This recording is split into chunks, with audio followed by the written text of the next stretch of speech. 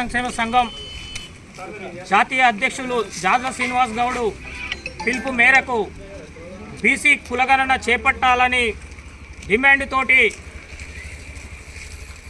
సూర్యాపేట జిల్లా శాఖ బీసీ సంక్షేమ సంఘం సూర్యాపేట జిల్లా శాఖ ఆధ్వర్యంలో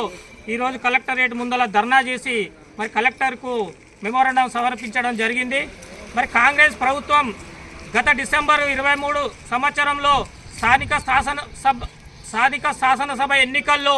మరి ఇచ్చిన మేనిఫెస్టో ప్రకారము ఇచ్చిన హామీ ప్రకారము మరి తెలంగాణలో బీసీ కులగణనను సమగ్ర కులగణన చేపట్టి మీకు 42% రిజర్వేషన్లు ఇచ్చిన తర్వాతనే స్థానిక సంస్థల ఎన్నికలు నిర్వహిస్తానని హామీ ఇవ్వడం జరిగింది స్థానిక ముఖ్యమంత్రి అయిన రేవంత్ రెడ్డి గారు. మరి అదేవిధంగా నమ్మి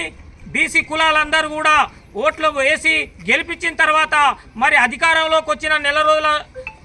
రోజుల లోపలనే మీ బీసీ కులగణన చేపడతానన్న ముఖ్యమంత్రి అధికారం వచ్చి 8 నెలలు అయిపోయి 9వ నెల నడుస్తున్నా కూడా మరి కులగణన విషయంలో మరి ముఖం చాటేసి మరి దాని యొక్క పని చేయకుండా మరి స్థానిక ఎన్నికలు సర్పంచ్ ఎన్నికలకు మరి సిద్ధం కావాలని అధికారులను ఆదేశించడం జరుగుతుంది. కాబట్టి ఇచ్చిన హామీ ప్రకారము బీసీ కులగణన చేసి 42% రిజర్వేషన్ ఇచ్చిన తర్వాతనే స్థానిక సంస్థల ఎన్నికలు నిర్వహించాలని డిమాండ్ చేస్తూ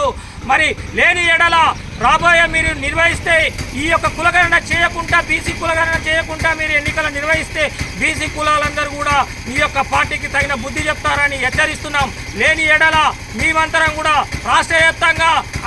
అన్ని బీసీ సంఘాలు ఏకమై మరి నీ మీద ఒక పోరాటం చేస్తామని ఈ సందర్భంగా తెలియజేస్తున్నాం. లేని ఎడల మేమంతా కూడా ఆందోళనకు దిగి మా యొక్క హక్కులను సాధించుకునే వరకు కూడా ఈ యొక్క పోరాటం ఆగదని మరి తెలియజేస్తా ఉన్నాం.